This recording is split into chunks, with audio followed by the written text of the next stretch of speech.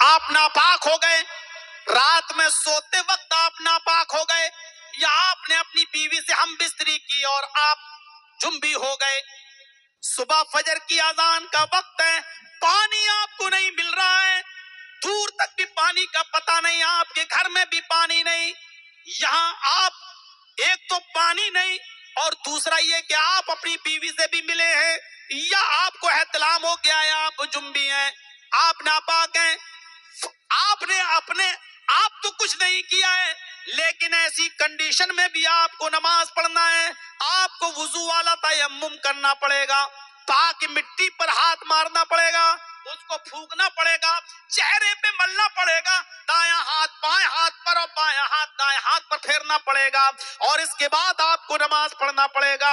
اس condition میں بھی نماز پڑھنا پڑے گی، نماز معاف نہیں ہے۔ وَلَا تَتْرُكَنَّ صَلَاةً مَكْتُوبَةً مُتَعَمِّدًا فَإِنَّ مَن تَرَكَ صَلَاةً مَكْتُوبَةً مُتَعَمِّدًا فَقَدْ بَرِئَتْ مِنْهُ ذِمَّةُ اللَّهِ۔ اگر اس کنڈیشن میں بھی آدمی نماز نہ پڑھے تو اللہ کی کوئی ذمہ داری نہیں ہے اس کے اوپر، مرے گا کٹے گا کچھ بھی ہو، اللہ کے اوپر کوئی ذمہ داری نہیں ہے اس کی۔ آپ کا بیٹا بیمار ہے، ایمبولینس آ رہی ہے لینے کے لیے، ادھر اذان کی آواز آ رہی ہے، ادھر اذان کی آواز آ رہی ہے، ایسی کنڈیشن میں آپ وضو بنائیے جلدی سے اپنے گھر پہ۔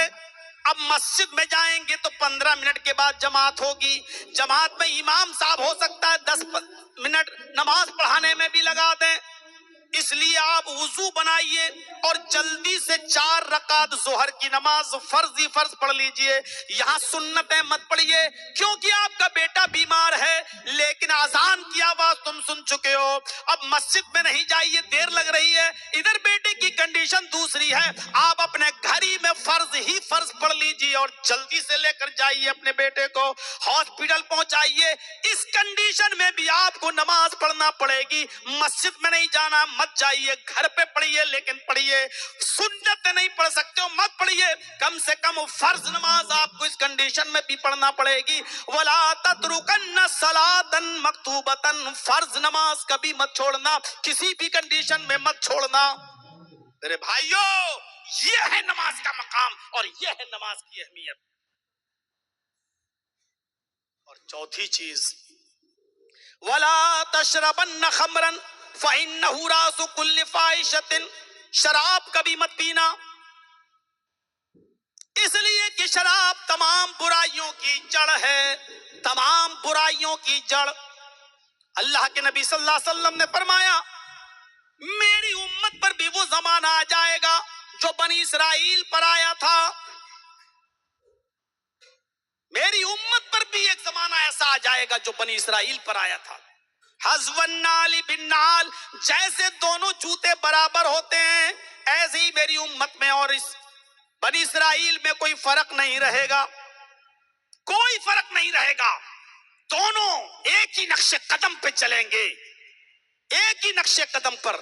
اس کے بعد فرمایا حتی ان کان منہم من اتی علی بنی اسرائیل من اتی علی امہ علانیۃ لکان فی امتی من یصنع ذلک، اگر بنی اسرائیل میں کسی نے چوراہے پر، روڈ پر، راستے میں سب کے سامنے اپنی ماں کے ساتھ زنا کیا ہوگا، اپنے ماں کے ساتھ گندا کام کیا ہوگا، لَكَانَ فِي أُمَّتِي مَن يَصْنَعُ ذَلِكَ، تو میری امت میں یعنی مسلمان بھی جب تک اپنی ماں کے ساتھ زنا نہ کرے، چوراہے پر، روڈ پر، راستے میں، سب کے سامنے جب تک ایک مسلمان بھی اپنی ماں کے ساتھ زنا نہیں کرے گا، قیامت نہیں آئے گی۔ یعنی بنی اسرائیل میں اگر کسی نے اپنی ماں کے ساتھ زنا کیا ہوگا تو مسلمانوں میں بھی ایسے لوگ پیدا ہوں گے جو اپنی ماں کے ساتھ زنا کریں گے۔ ایسا کون ہوگا جو اپنی ماں کے ساتھ زنا کر لے؟ لیکن شراب کے نشے میں ماں کے ساتھ بھی اور بہن کے ساتھ بھی زنا کرنا برا نہیں لگتا، کیونکہ شراب عقل کو چھپا دیتی ہے۔ پوچھا گیا ایسا کیسے کوئی کر سکتا ہے کہ اپنی ماں کے ساتھ زنا کرے؟ فرمایا ہاں، شراب عقل کو ڈھانپ دیتی ہے، یعنی ایسا کوئی مسلمان کرے گا جب وہ شراب کے نشے میں دھت ہوگا۔ یہ اتنی گندی چیز ہے کہ ماں اور بیٹے کے رشتے کو تار تار کر دیتی ہے، ماں اور بہن کے رشتے کو تار تار کر دیتی ہے، ماں اور بیٹی کے رشتے کو تار تار کر دیتی ہے۔ کتنے لوگ ایسے ہیں جو شراب کے نشے میں بیوی سمجھ کر بیٹی کو پکڑ لیتے ہیں، کتنے لوگ ایسے ہیں جو بیوی سمجھ کر ماں کا ہاتھ پکڑ لیتے ہیں، شراب کے نشے میں نالی میں پڑے ہوئے ہیں اور نالی کا پانی پی رہے ہیں اور سمجھ رہے ہیں کہ ہم زمزم پی رہے ہیں۔ میرے بھائیوں، یہ شراب انسان کے اندر سے عقل اور شعور کا جذبہ نکال دیتی ہے، نالائق بنا دیتی ہے، کمینہ بنا دیتی ہے، رذیل بنا دیتی ہے، ماں باپ کا نافرمان اور اللہ اور رسول کا گستاخ بنا دیتی ہے، بڑے سے بڑے لوگوں کی اہمیت کو گھٹا دیتی ہے۔ یہ شرابی جب شراب کے نشے میں چور ہوتا ہے تو بڑی سے بڑی شخصیت کو بھی کچھ نہیں سمجھتا۔ دلی میں ایک شرابی دھوت پڑا تھا اور گاڑیاں گزر رہی تھیں لائٹ والی، پولیس والے دیکھ ارے یہ مودی آنے والے ہیں اور یہ کمینہ یہاں، اور اس کو ڈنڈوں سے مار رہے تھے، تو اس کو تو تکلیف ہی نہیں ہو رہی تھی، کھڑے ہو کے بولا کیوں مار رہے ہو؟ ہٹ کمینے، یہ مودی جی آنے والے، ہٹ، سب تو میرے باپ کے نوکر ہیں، کہہ رہا سب تو میرے باپ کے نوکر ہیں۔ تو شرابی آدمی کچھ نہیں دیکھتا کس کے بارے میں کیا بول رہا ہے، کس کے بارے میں کیا نکل رہا ہے، وہ نالی میں بھی پڑا ہے زمزم سمجھ کے اس کو بھی پی رہا ہے گندا پانی۔ یہ شرابی میرے بھائیوں، ولا تشربن خمرا فإنه رأس كل فاحشة، شراب تمام برائیوں کی جڑ ہے۔ اور پانچویں چیز ایاک والمعصیہ فإن بالمعصیة حل سخط اللہ، جس بستی میں رہتے ہو اللہ کی نافرمانی کے کوئی کام مت کیجیے گا، جس بستی میں اللہ کی نافرمانی کا کوئی کام ہوتا ہے اس بستی پر اللہ کا عذاب حلال ہو جاتا ہے، اللہ کا عذاب حلال ہو جاتا ہے۔ کتنی نافرمانیوں کے کام ہماری بستی میں ہو رہے ہیں، مولانا صاحب جلسے تک میں نافرمانیوں کے کام ہو رہے ہیں، باہر جائیے، ابھی ہم جب آ رہے تھے تب کمرے سے کیا حالات تھے، مرد اور عورتیں کس طریقے سے ایک ہی جگہ کھڑی ہو کر دکانوں پر ساری چیزیں خرید رہی ہیں، کس طریقے سے بھیڑ تھی۔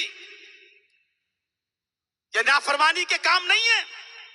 کیا سماج میں ہماری ساری عورتیں پردہ کرتی ہیں، حیا کرتی ہیں، بے پردگی کا مظاہرہ نہیں ہوتا؟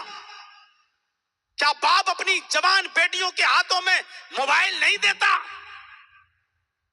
کیا وہ واٹس ایپ نہیں چلاتی، میسنجر نہیں چلاتی، فیس بک نہیں چلاتی؟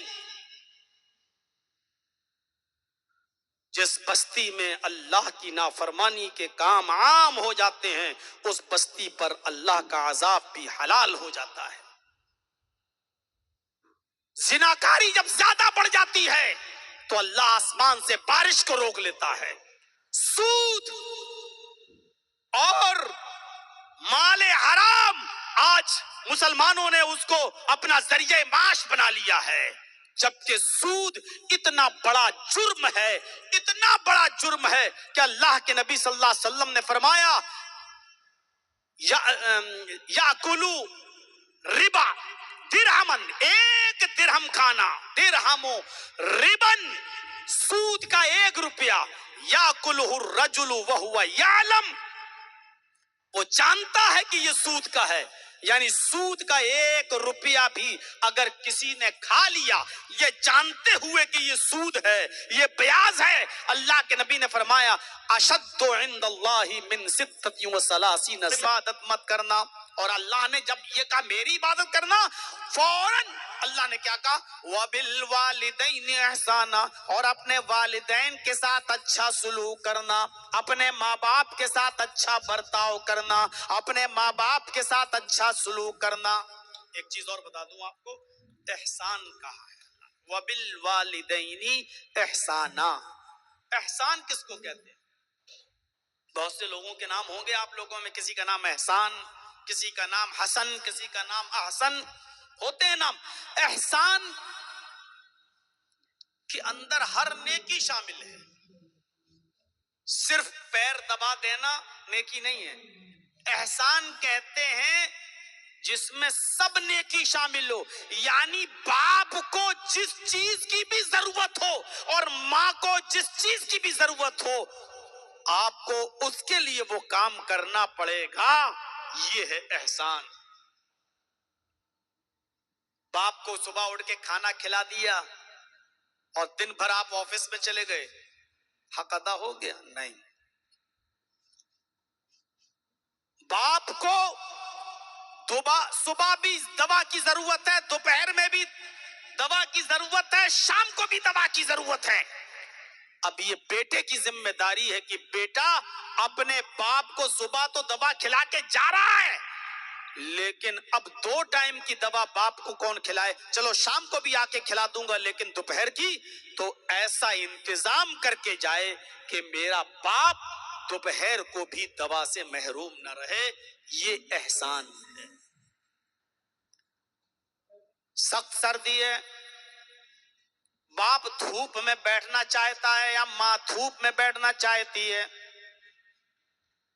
اور آپ کے گھر کے باہر دروازے کے باہر ایک کھلا میدان ہے، وہاں دھوپ آ رہی ہے، یا آپ کے گھر کی چھت کے اوپر کھلی چھت ہے، دھوپ آ رہی ہے. آپ کے باپ نے، آپ کی ماں نے کہہ دیا کہ بیٹے مجھے دھوپ میں لے چلو، مجھے دھوپ میں بیٹھنا ہے. باپ کمزور ہیں، پیروں سے اٹھ نہیں سکتے، چل نہیں سکتے، لیکن باپ کی خواہش ہے کہ میں تھوڑی دیر کے لیے دھوپ میں بیٹھ جاؤں. تو اب اس کے بیٹے کی ذمہ داری ہے کہ اپنے باپ کو اٹھائے، اپنے کاندھے پہ سوار کرے، یا اپنی پیٹھ پر لادے، اپنی گود میں اٹھائے اور اپنے باپ کو چھت کے اوپر لے جائے یا باہر میدان میں دھوپ میں بٹھائے. باپ کی اس خواہش کو پورا کرنا اور باپ کو اپنے کاندھوں پر سوار کرنا اور اپنی پیٹھ پر لاد کر لے جانا، یہ احسان ہے. اللہ نے احسان کرنے کے لیے کہا وَبِالْوَالِدَيْنِ احسانا، اپنے باپ کے ساتھ. یہ نہیں کہا کہ ان کے پیر دباؤ، کہا احسان کرو، یعنی جس چیز کی بھی خواہش تمہارے باپ کو اس کو پورا کرو. یہ ہے نیکی، یہ ہے نیکی. ایک صحابی خانہ کعبہ کا طواف کر رہے ہیں، ان کی ماں اندھی ہے، بوڑھی ہے، لنگڑی ہے، ہاتھوں سے کوڑی ہے، منہ میں دانت نہیں ہے. یہ آدمی روزانہ، بچہ اس کا، لڑکا اس کا، بیٹا روز روٹی بناتا ہے، اپنے منہ میں چباتا ہے اور چبا ہوا لقمہ اپنے ماں کے منہ میں ڈال کر اس کو کھلاتا ہے. اپنے ماں کے کپڑے دھلتا ہے، اپنے ماں کا پیشاب پائخانہ صاف کرتا ہے. ماں نے کہا بیٹے مجھے عمرے کے لیے لے چلو. کہا ماں تم اندھی ہو، نابینا ہو، تم کیسے دیکھ پاؤ گی؟ پیروں سے لنگڑی ہو، کیسے چل پاؤ گی؟ کہا بیٹے تم مجھے اپنی پیٹھ پر لاد کر کیا خانہ کعبہ کا طواف نہیں کرا سکتے ہو؟ بیٹے نے اپنی ماں کو اپنی پیٹھ پر لادا اور خانہ کعبہ کا طواف کرنے لگا. خانہ کعبہ کے طواف کرنے کے بعد اس کی نظر حضرت عمر کے پاس پہنچی. حضرت عمر فاروق نے کہا یہ کون ہے؟ کہا میری ماں ہے. کہا اللہ تمہیں جزائے خیر دے، تم اپنی ماں کی کتنی خدمت کرتے ہو. اس بڑی ماں کو، آنکھوں سے اندھی ماں کو اپنی پیٹھ پر لاد کر تم خانہ کعبہ کا طواف کرا رہے ہو. اس نوجوان نے پوچھا امیر المومنین، میں اپنی بوڑھی ماں کو خانہ کعبہ پر 7 چکر پیٹھ پر لاد کر میں لگایا ہوں، گھر میں روٹی بنا کر کھلاتا ہوں، میری ماں ہاتھوں سے کوڑی ہے، اس کا پیشاب پائخانہ بھی میں صاف کرتا ہوں، کیا میں نے اپنی ماں کا حق ادا کر دیا؟ کیا میں نے اپنی ماں کا حق ادا کر دیا؟ حضرت عمر ہنستے ہوئے بولے تم اپنی ماں کے حق کی ادائیگی کی بات کرتے ہو؟ قسم ہے اس ذات کی جس کے قبضے میں میری جان ہے، تمہاری ماں جب تمہیں پیدا کر رہی تھی، تمہیں جن رہی تھی، تمہیں اپنے پیٹ سے باہر لا رہی تھی، اس وقت تمہاری پیدائش میں تیری ماں کو جو درد ہو رہا تھا، درد تیری ماں کو جو تکلیف ہو رہی تھی، تجھے پیدا کرتے وقت جو تکلیف تجھے ہو رہی تھی، اور اس تکلیف میں تیری ماں نے اپنی زبان سے جو پہلی چیخ نکالی، درد کے ساتھ تیری ماں کی زبان سے جو پہلا لفظ نکلا، ابھی تو تو نے اپنی ماں کی اس پہلی چیخ کا بھی، پہلی آہ کا بھی حق ادا نہیں کیا، تو اس کی پوری زندگی کا حق ادا کیسے کر سکتا ہے؟ ابھی تو نے اپنی ماں کی اس پہلی آہ کا بھی حق ادا نہیں کیا۔ ہم کیا سمجھتے ہیں اپنے ماں باپ؟ کتنے لوگ یہیں پر ایسے بیٹھے ہوں گے جو اپنے باپ سے ناراض ہوں گے، کتنے لوگ ایسے ہوں گے جو اپنی ماں سے ناراض ہوں گے۔ ان کو یہی شکایت ہوگی کہ میرے باپ نے میرے ساتھ انصاف نہیں کیا، میری ماں نے میرے ساتھ انصاف نہیں کیا۔ آپ جانتے ہو حضرت علقمہ جب ان کی موت کا وقت آیا، کلمہ نہیں نکل رہا ہے ان کے منہ سے، ان کی بیوی دوڑتی ہوئی آئی کہ اللہ کے رسول میرے شوہر کے منہ سے کلمہ ادا نہیں ہو رہا ہے۔ اللہ کے نبی آئے اور کہا علقمہ کلمہ پڑھو، لیکن علقمہ کے منہ سے کلمہ ادا نہیں ہو رہا ہے۔ اللہ کے نبی فرماتے ہیں کہ علقمہ کی بیوی تو دکھائی دے رہی ہے لیکن علقمہ کی ماں نہیں دکھائی دے رہی ہے۔ لگتا ہے علقمہ کی ماں علقمہ سے ناراض ہے، اور ماں کی نافرمانی کی وجہ سے تمہارے شوہر علقمہ کی زبان سے کلمہ ادا نہیں ہو رہا ہے۔ کسی کو بھیجا ماں کو بلاؤ۔ ماں جب آتی ہے، اے اللہ کے رسول سلام ہو آپ پر، آپ نے مجھے یاد کیا۔ کہاں؟ سچ سچ بتا اے علقمہ کی ماں، کیا تو علقمہ سے ناراض ہے؟ یہ تیرا بیٹا ہے، دیکھ جانکنی کا عالم ہے، روح نکلنے والی ہے اور اس کے منہ سے کلمہ ادا نہیں ہو رہا ہے، کیا تو اپنے بیٹے سے ناراض ہے؟ اس نے کہا ہاں۔ اس نے کہا ہاں۔ اللہ کے نبی فرماتے ہیں کہ آئے علقمہ کی ماں علقمہ کو معاف کر دے۔ کہنے لگی اللہ کے رسول پاسبل نہیں ہے، ممکن نہیں ہے، میں علقمہ کو معاف نہیں کر سکتی، اس نے میرا بہت دل دکھایا۔ اللہ کے نبی صلی اللہ علیہ وسلم نے پھر صحابہ سے فرمایا صحابیو جنگل میں جاؤ، نوجوانوں غور سے سننا، علقمہ کی ماں کتنی سی بات پر ناراض تھی، بس سنیے گا، اور کلمہ ادا نہیں ہو رہا، ایک صحابی کے منہ سے کلمہ ادا نہیں ہو رہا ہے، اور بات کتنی سی تھی۔ ہماری ماں ہم سے ناراض ہے بہت بڑی بڑی باتوں پر، علقمہ کی ماں ایک چھوٹی سی بات پر ناراض ہے۔ اور سنو، اللہ کے رسول نے کہا علقمہ کی ماں تو علقمہ کو معاف نہیں کرے گی؟ کہا نہیں، نہیں معاف نہیں کر سکتی، بہت دل دکھایا ہے اس نے میرا۔ اللہ کے نبی کہتے ہیں صحابیو جنگل میں جاؤ، لکڑیاں اکٹھی کر کے لاؤ، اور علقمہ کے گھر کے باہر لکڑیاں اکٹھی کر لو، جب علقمہ مر جائے تو آگ لگانا ان لکڑیوں میں، اور علقمہ کی لاش کو اسی آگ میں ڈال دینا۔ محمد الرسول اللہ کے قبرستان میں ماں کا نافرمان دفن نہیں ہوگا۔ میں ماں کے نافرمان کو اپنے قبرستان میں دفن ہونے کی اجازت نہیں دے سکتا۔ جو ماں کا نافرمان ہو اس کو آگ میں جلا دینا۔ علقمہ کی ماں نے جب یہ سنا تو کہنے لگی اللہ کے رسول یہ میں گوارا نہیں کروں گی کہ میرا بیٹا مرنے کے بعد اس کو 2 گج زمین بھی نہ ملے۔ آپ نے کہا تو پھر تجھے معاف کرنا ہوگا۔ وجہ کیا ہے؟ ناراض کیوں ہے تو اپنے بیٹے سے؟ تو جانتے ہو اس نے کیا کہا؟ علقمہ کی ماں نے، آئے اللہ کے رسول کانا کثیر الصلاۃ و کثیر الزکات، کانا کثیر الصلاۃ و کثیر الصیام، اے اللہ کے نبی میرا یہ بیٹا بہت نماز پڑھتا ہے، روزے بھی بہت رکھتا ہے، نفلی نمازی بھی بہت بڑا ہے، روزے دار بھی بہت اچھا ہے۔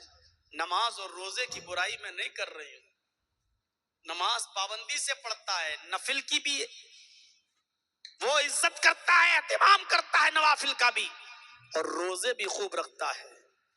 بس میرا بیٹا جس سے میرا دل دکھا اس کی وجہ یہ ہے کہ یہ اپنی بیوی کو زیادہ ترجیح دیتا ہے، مجھے کم دیتا ہے۔ بیوی کو زیادہ دیتا ہے مجھے کم، یعنی مجھے چھوڑتا نہیں ہے، مجھے بھی ترجیح دیتا ہے لیکن بیوی کو زیادہ دیتا مجھے کم، یعنی 2 کپڑے لے کر آئے گا تو پہلے اپنی بیوی کو دے گا بعد میں مجھے دے گا، کھانے کی کوئی چیز لے کر آئے گا تو پہلے اپنی بیوی کو دے گا بعد میں مجھے دے گا، گھر میں جب بھی 2 چیزیں آئیں گی لاتا 2 ہے لیکن پہلے بیوی کو دیتا ہے بعد میں مجھے، وہ اپنی بیوی کو مجھ پر اہمیت دیتا ہے، ترجیح دیتا ہے، اس لیے میں ناراض ہوں۔